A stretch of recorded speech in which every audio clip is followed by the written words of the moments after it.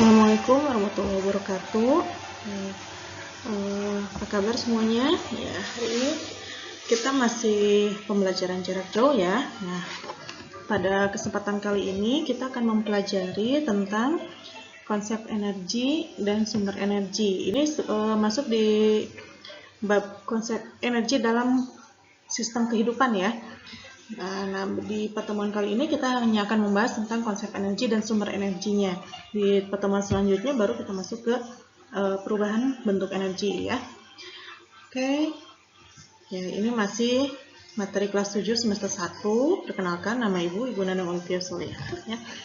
Ya, sebelum dimulai mungkin kamu bisa menyiapkan dulu perlengkapan belajarnya, bisa buku catatan atau buku sumber lainnya ya. Oke, kalau sudah siap, bisa kita mulai. Nah, ini akan kita bahas sekarang. Energi yang meliputi, nanti kita pelajari energi mekanik. Energi mekanik ini nanti ada meliputi energi potensial dan energi kinetik. Contoh-contoh energi diantaranya bentuk-bentuk energi ada energi kimia, energi listrik, energi panas, dan masih banyak lainnya.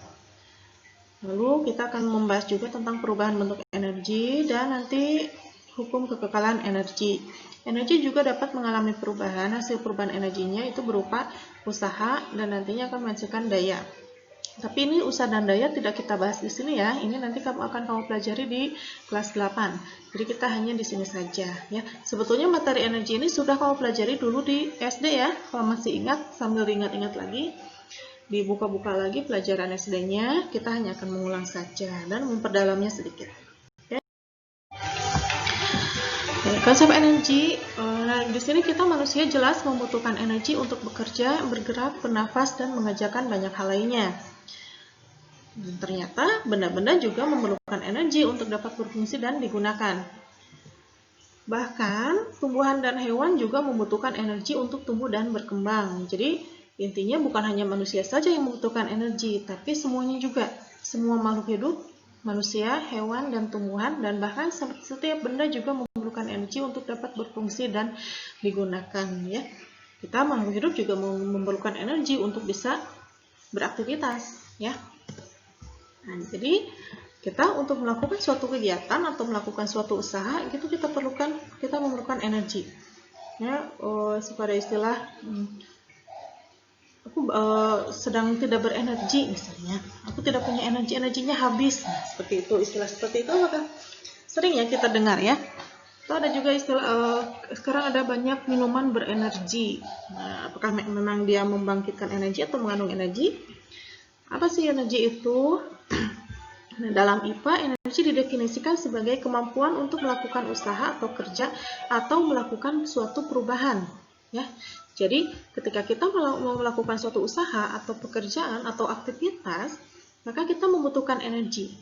Ketika energinya sedikit, maka kemampuannya juga kan sedikit ya. Bisa misalkan kamu pernah suatu kemarin masih sekolah ya, sekolah dari pagi sampai sore misalnya ya. Itu pagi mungkin masih semangat, masih berenergi ya, belajarnya juga kalian semangat. Tapi ketika semakin siang, bahkan mungkin jam terakhir ketika mau pulang, biasanya kamu sudah mulai mengantuk, sudah mulai malas mendengarkan, sudah mulai tidak bersemangat, karena energinya sudah mulai berkurang, sudah habis dipakai ketika misalnya istirahat, bermain-main, atau misalkan digunakan untuk belajar dari pagi. Nah, jadi ini kemampuan untuk melakukan usaha. Semakin besar energinya, maka kemampuannya juga usahanya semakin besar ya. Nah, energi terdapat dalam berbagai bentuk dan kerja kehidupan, tergantung pada kemampuan organisme mengubah energi dari suatu bentuk ke bentuk lainnya.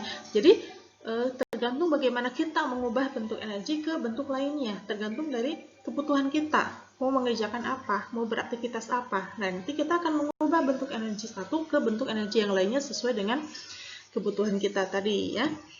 Nah, untuk satuan energi, karena nanti kita akan melakukan perhitungan tentang energi, satuannya dalam sistem internasional ini adalah joule ya, bisa kamu singkat dengan huruf J besar ya. Nah, selain joule, satuan untuk energi lain bisa kita gunakan juga kalori, ada erg, ada kWh atau kilowatt hour. Mungkin ini lebih sering terdengar ya, biasanya berhubungan dengan listrik. Nanti ada juga energi listrik dipelajari di kelas 9 nanti ya. Ada juga kalori. Kalau misalkan kau periksa di bungkus makanan, di kemasan makanan, itu di belakangnya suka ada energi per kalori misalnya. Nah, itu juga termasuk sumber energinya ya, satuan energinya. Nah, terus hubungannya joule dengan kalori ini apa sih? Nah, kita bandingkan kesetaraan joule dengan kalor itu sebagai berikut. Karena yang paling sering digunakan itu kalori dengan joule ya. 1 kalori ini sama dengan 4,2 joule. Atau 1 joule itu sama dengan 0,24 kalori. Kamu bisa bandingkan dengan melihat misalnya di kemasan makanan tadi. Ya, ini ada berapa kalori nih? Kalau segini berarti berapa joule? Bisa menggunakan hubungan seperti ini. Ya. Oke, paham? Kalau paham, kita lanjut. Nah, bentuk-bentuk energi.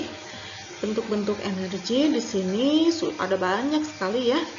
Tapi kita ringkas saja sebagian, kita bahas sebagian. Dan ini sebetulnya sudah kamu pelajari dulu di SD ya. Sambil flashback aja ya, masa-masa SD. Nah, energi yang paling besar ini adalah energi matahari, tentu. Ya, nah ini sumber energi yang paling besar yang kita terima di bumi ini.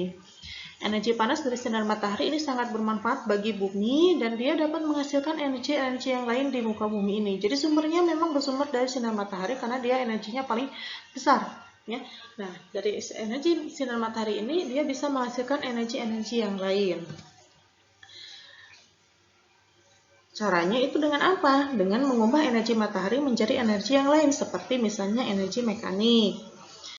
Ada juga energi kimia, energi listrik, energi panas, dan lain sebagainya ya. Jadi masih banyak lagi. Saja. Yang pertama energi potensial ya. Nah, energi potensial Ibu sudah menyiapkan lembar kerja. Kamu nanti bisa mengerjakannya ya. Ini untuk nilai keterampilan, kerjakan lembar kerjanya. Di situ tentang energi potensial. Nah, suatu benda ini dapat menyimpan energi karena kedudukan atau posisi benda tersebut, potensinya, ya. Jadi dilihatnya karena kedudukan atau posisi benda tersebut. Contohnya misalnya suatu beban yang diangkat setinggi H, misalnya ketinggiannya H. Setinggi H segimana sih, Bu? Bebas. Misalnya kamu mengangkat benda, sebuah benda, bisa benda apa saja ya, misalkan tas, ya. Tas dari lantai diangkat sampai setinggi perut misalnya, ya. Itu tas yang kamu angkat sampai setinggi perut, dia akan memiliki energi potensial. Ya. Begitu juga ketika kamu mengangkat benda atau tas tadi sampai setinggi lutut, misalnya, itu juga sama memiliki energi potensial, meskipun energi potensialnya pasti beda. Karena apa? Nih, karena kedudukan atau posisi benda tersebut. Ya. Tas yang tadi diangkat sampai lutut dengan tas yang diangkat sampai perut, tentu energi potensialnya berbeda karena posisinya berbeda. Ya. Selain yang diangkat tadi, ada juga busur panah. Busur panah ya, sekarang sedang musim olahraga panahan, di mana-mana sudah banyak ya, kamu bisa mengikuti itu. Busur panah itu ketika berada pada posisi normal, tidak diregangkan, itu tidak memiliki energi potensial, karena posisinya tetap. Ya. Tapi ketika kita regangkan, maka dikatakan busur itu memiliki energi potensial pegas di situ namanya ya. Jadi ketika mulai diregangkan, dia memiliki energi potensial. Tadi juga tas ketika dia masih di lantai, dia belum memiliki energi potensial. Ketika kita mengangkat dengan ketinggian tertentu, baru dia memiliki energi potensial. Jadi apa itu? Energi potensial adalah energi yang tersimpan dalam suatu benda akibat kedudukan atau posisi benda tersebut dan suatu saat dapat dimunculkan. Nah, suatu saat dapat dimunculkan. Tadi ketika si tasnya ada di lantai, tasnya belum memiliki energi potensial. Ketika kita angkat tasnya, baru dia memiliki energi potensial. Ya. Jadi sekali lagi, energi potensial adalah energi yang tersimpan dalam suatu benda akibat kedudukan atau posisi benda tersebut. Itu intinya. Ya. Oke, paham ya? Kalau paham, kita lanjut. Nah, ini adalah sebuah gambar yang menunjukkan buah apa ini? Apel ya? Apel jatuh dari pohonnya. Ya, buah apel jatuh dari pohonnya. Nah ini, ya, ini kedudukannya berbeda-beda. Tentu energi potensialnya juga berbeda-beda. Nah ini, ya, posisinya. Energi potensial gravitasi ini timbul akibat tarikan gaya gravitasi bumi yang bekerja pada benda. Ya, kamu tahu gaya gravitasi itu apa? Pernah mendengar? Ya, ya. Jadi gaya gravitasi itu gaya yang timbul akibat tarikan dari gravitasi bumi yang menyebabkan benda selalu tertarik ke arah pusat bumi. Nah, itulah yang menyebabkan kita tidak, ketika loncat kita tidak terus terbang ke atas ya, tapi selalu kembali jatuh ke bawah ya. Nah, muncul juga di sini energi potensial gravitasi timbul akibat tarikan gaya gravitasi bumi yang bekerja pada benda. Kalau misalnya massa, beban, dan ketinggian benda dari tanah diperbesar, maka energi potensial gravitasinya juga akan membesar. Nah, tadi ketika kita mengangkat tas dari lantai, mengangkat tas sampai lutut dengan mengangkat tas sampai perut, itu energi potensialnya Ibu katakan tadi tidak sama atau berbeda. Kenapa? Karena ketinggiannya berbeda. Nah, di sini dijelaskan, kalau misalnya ketinggian benda dari tanah diperbesar, berarti semakin tinggi, maka energi potensial gravitasinya juga akan semakin besar. Berarti posisi tas yang tadi ada di lutut sampai lutut dengan posisi tas sampai di perut, energi potensialnya lebih besar yang di perut karena lebih tinggi. Kan perut lebih tinggi daripada lutut, ya. Semakin tinggi kita mengangkat benda, maka energi potensialnya juga semakin besar, ya. Karena berdasarkan posisinya tadi, kedudukannya. Nah, dari hubungan ini, jadi massa dengan ketinggian benda dia mempengaruhi. Kita bisa nyatakan dalam bentuk persamaan EP itu apa? Energi potensial. Ini sama dengan dipengaruhi oleh M atau massa. Karena namanya energi potensial gravitasi, maka dipengaruhi juga oleh percepatan gravitasi bumi. M massa dikali percepatan gravitasi bumi dikali H tadi apa? H itu ketinggian. Ya, jadi ini yang mempengaruhi besar energi potensial. Massanya membesar, maka energi potensialnya juga besar. Tas yang kosong dengan tas yang berisi buku, itu energi potensialnya juga tidak sama, karena massanya berbeda. Ketinggian juga mempengaruhi. Semakin tinggi, maka energi potensialnya semakin besar. Ya. Ini energi potensial, P ini energi potensial, satuannya Joule, M-nya massa benda, satuannya kita gunakan kilogram, G, percepatan gravitasi bumi, satuannya meter per second kuadrat, dan H-nya itu adalah ketinggian benda, kita gunakan satuan meter. Semuanya dalam satuan SI ya. Nah, ini persamaan yang kita gunakan. Nah, ini perkenalkan pada kalian itu ada yang namanya segitiga ajaib. Dari namanya segitiga ajaib berarti bentuknya jelas segitiga. Terus ajaibnya gimana? Apakah bisa sulap? Oke, kita lihat ajaibnya. Nah, dari segitiga ini berhubungan dengan persamaan yang tadi ya, EP sama dengan M kali G kali H. Nah, dari segitiga ini kita buat menjadi dua bagian atas dan bagian bawah. Anggap ini sebuah rumah, ya. Sebuah rumah untuk siapa? Untuk persamaan yang tadi, energi potensial tadi. Kita buat dua lantai, lantai atas dan lantai bawah. Nah, lantai atas, nanti ini menunjukkan tanda bagi. Pembagi lantai atas dan lantai bawah ini menunjukkan tanda bagi. Nah, lantai bawah kita bagi 3 kamar. Pembagi kamar ini nanti menunjukkan tanda kali. Nah, kita masukkan persamaan yang tadi. Tadi ada 4 variabel, ada EP, ada M, ada G, dan ada H. Maka rumah ini juga harus punya 4 kamar untuk masing-masing variabel tadi.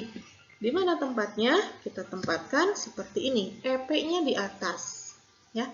Energi potensialnya di atas. Lalu sisanya di bawah. Kenapa? Karena yang di sebelah kanan itu dipisahkan oleh tanda kali. Maka ini kita masukkan M kali G kali H. Kalau di bawah M kali G kali H, maka di atas tersisa untuk energi potensial, ya. Terus ajaibnya di mana, Bu? Ajaibnya dari persamaan yang tadi, energi potensial EP sama dengan M kali G kali H, ini akan muncul persamaan-persamaan yang baru. Kalau misalnya di soal ditanyakan variabel yang lain, misalnya di soal ditanyakan H, maka tutup H-nya, ya, misalnya berapa ketinggian benda, tutup H-nya, yang tersisa apa? Yang tersisa tinggal EP, M, dan G. Hubungannya apa? EP, tulis pulang saja. Ini tanda bagi. Berarti energi potensial dibagi M kali G untuk mencari H. Misalkan ditanyakan M-nya. M-nya tutup. Yang kelihatan apa? Tinggal EP dibagi G kali H. H. Nah, itu segitiga ajaib ya. Dan ini bisa digunakan untuk persamaan yang lain. Tidak harus energi potensial saja.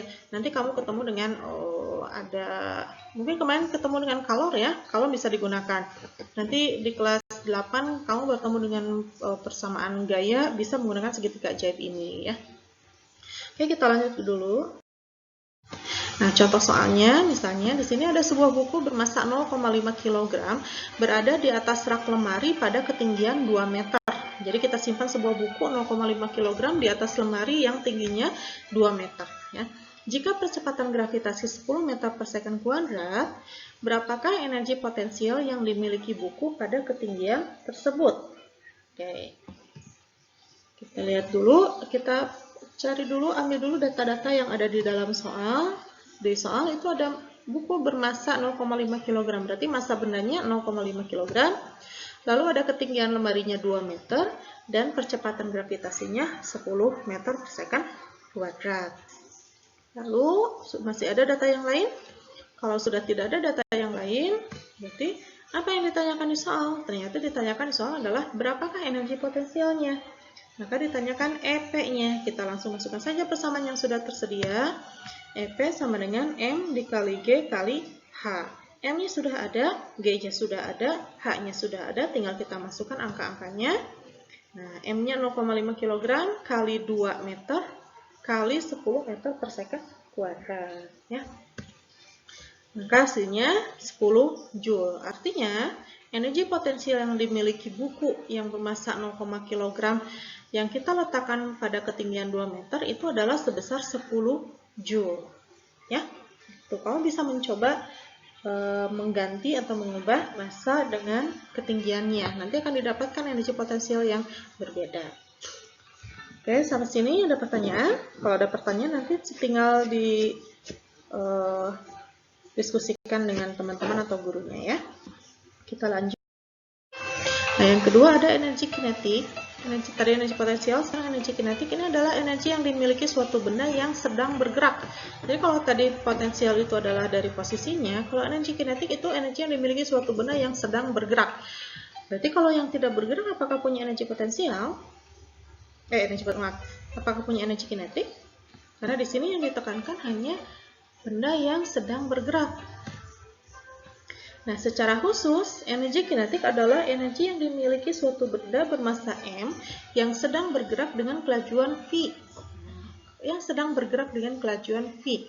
Berarti kalau misalkan benda yang diam, kalau benda diam, maka kelajuannya itu akan sama dengan 0. Maka dia tidak memiliki energi kinetik, karena kecepatannya atau kelajuannya sama dengan 0.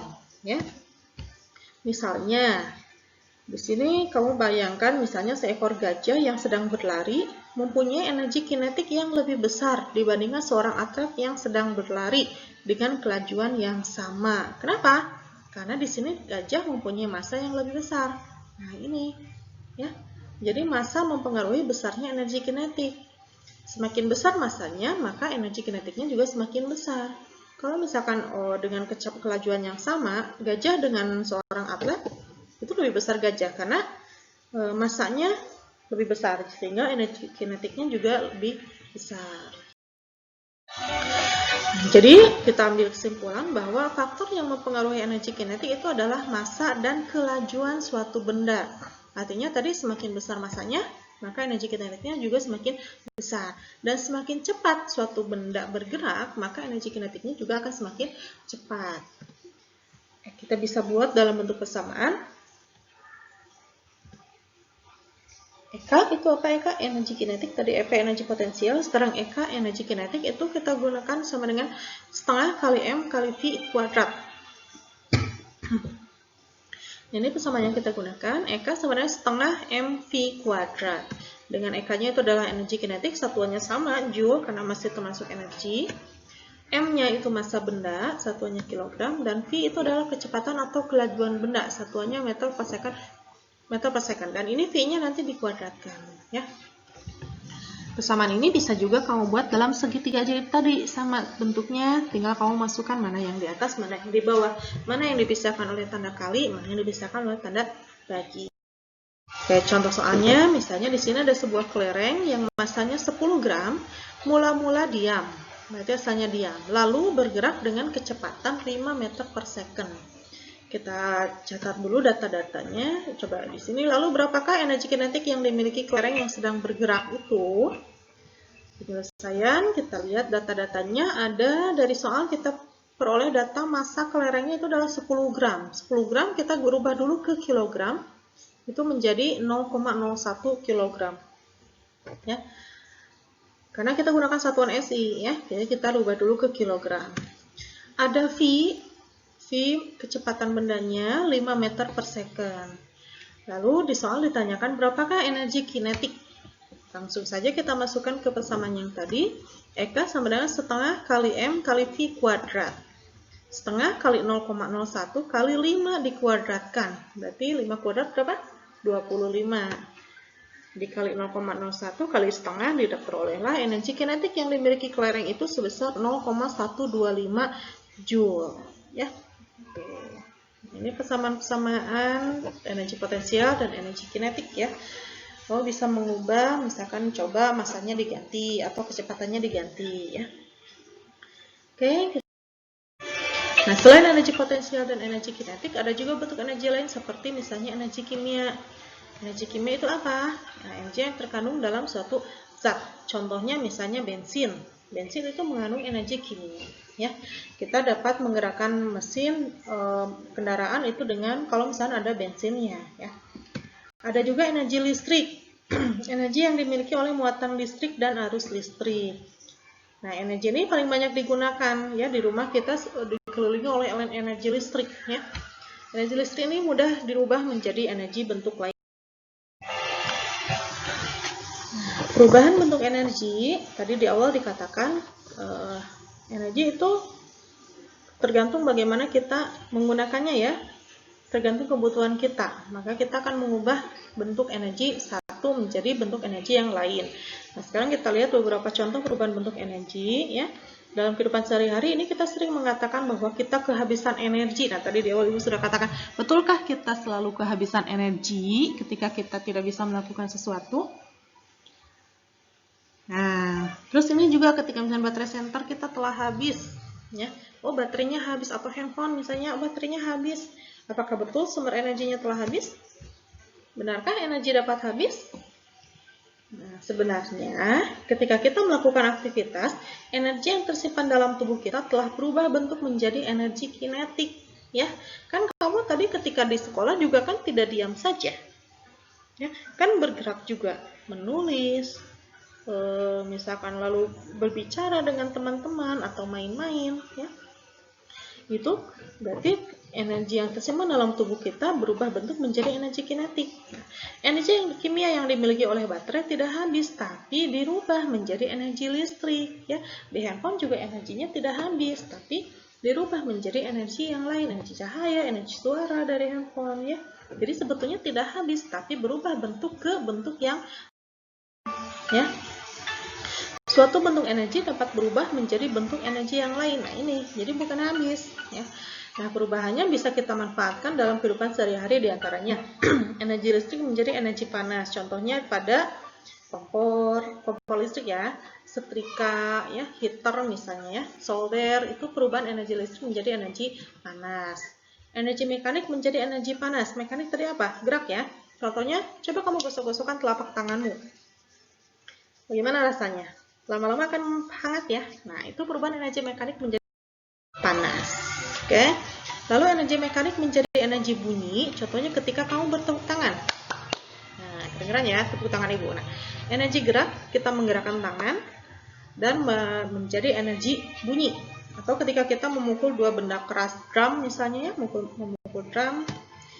Lalu ada perubahan energi kimia menjadi energi listrik. Contohnya energi pada baterai dan aki. Ya, aki kendaraan itu mengubah energi kimia menjadi energi listrik. Ada energi listrik, perubahan energi listrik menjadi cahaya dan kalor. Contohnya berpijarnya bohlam lampu. Kalau lampu bohlam itu selain dia bercahaya, kalau kamu dekatkan tangan itu akan hangat ya. Itu perubahan energi listrik menjadi energi cahaya dan kalor. Jadi tidak hanya berubah jadi satu bentuk energi saja, bisa lebih dari satu bentuk energi perubahannya. Energi cahaya menjadi energi kimia, contohnya pada proses pemotretan hingga terbentuknya foto, atau misalnya istilahnya itu disebutnya apa, di afdruk ya. Itu perubahan dari energi cahaya menjadi energi kimia ya. Oke, sekian dulu sampai sini ya, baru konsep energi dan bentuk-bentuk energi. Kita lanjutkan di pertemuan selanjutnya. Nanti kita bahas tentang perubahan bentuk energi yang lain ya, dan sumber-sumber energi. Terima kasih atas perhatiannya. Assalamualaikum warahmatullahi wabarakatuh.